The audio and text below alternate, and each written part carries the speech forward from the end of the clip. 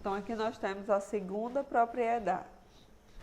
A segunda propriedade é quando nós temos um radical, onde o índice e o radicando está elevado a um expoente diferente do índice. O que é que a gente pode fazer? A gente pode encontrar um valor P que divida o índice e o expoente desse radicando.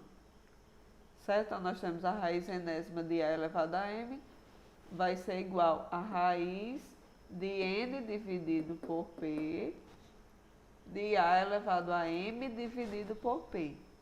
Onde esse A, que é o radicando, ele pertence aos reais positivos, o valor do índice N, do expoente M e do divisor comum entre eles, que é o P, pertencem aos naturais, onde o índice tem que ser maior do que 1, e esse divisor comum entre o N e o M tem que ser diferente de zero. Então, essa propriedade ela nos auxilia na simplificação de um radical desse tipo aqui, quando nós temos a raiz enésima de A elevado a M, quando existir um divisor comum entre esse N e esse M. Então, vamos ver como é no exemplo aqui. Nós temos a raiz oitava de 10 elevado a 8. Nós temos o índice e o expoente que são iguais.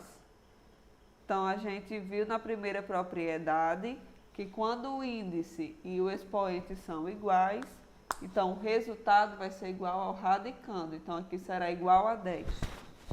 Da mesma forma que nós temos a raiz quadrada de 10 ao quadrado.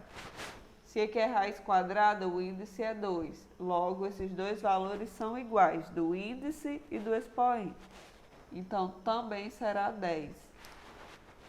Então, o que é que a gente pode concluir? Se 10 igual a 10, então quer dizer que a raiz oitava de 10 elevado a 8 é igual à raiz quadrada de 10 ao quadrado.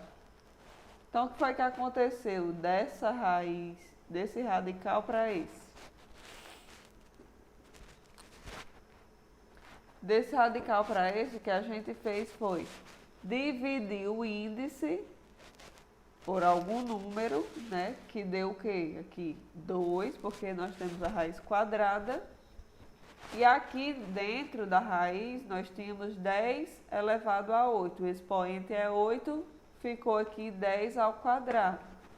Então, que número a gente dividiu? Esse 8. O 8 foi dividido por 4.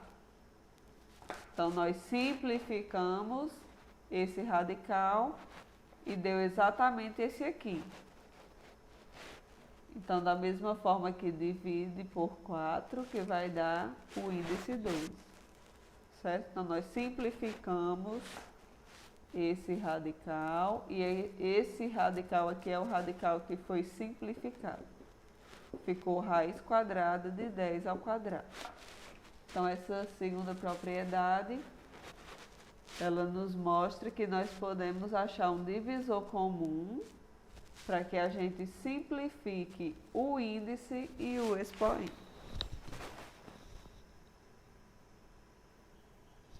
Então, vamos analisar a terceira propriedade. A terceira propriedade é quando você tem uma raiz dentro de outra raiz. Aqui nós temos essa raiz, certo? Com índice M. E dentro dela nós temos a raiz enésima de A. Vai ser igual a quê? A raiz de M multiplicando N. Então, esses dois índices, eles vão multiplicar. E o radicando a gente repete. Então, esse A aqui, ele pertence aos reais positivos.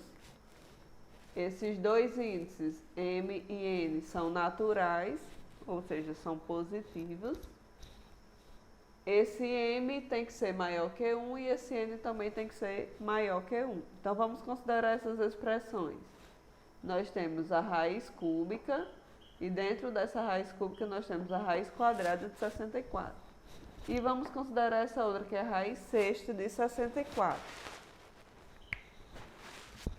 Então, vou colocar aqui raiz cúbica